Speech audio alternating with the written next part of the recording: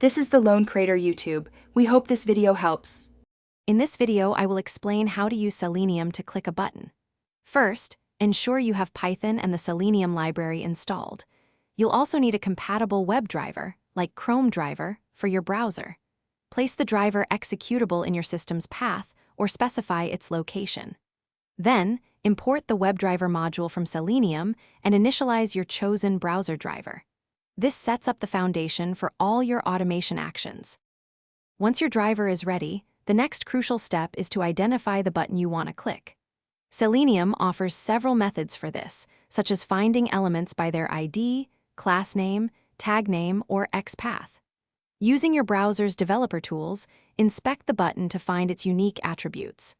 An ID is often the most reliable, but XPath provides powerful flexibility for complex selections. After successfully locating your button element, executing the click is straightforward. Simply call the click method on the element object.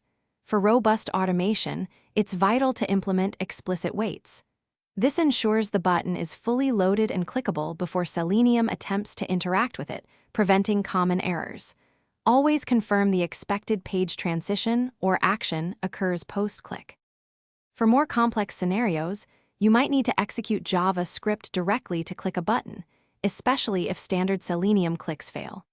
Always incorporate robust error handling using try-except blocks to manage unexpected element not found errors or other exceptions, making your scripts more resilient. Remember to check the description for a link to those fantastic leak-proof meal prep containers and other great deals. Happy automating! Thanks for watching. Consider subscribing if we helped you.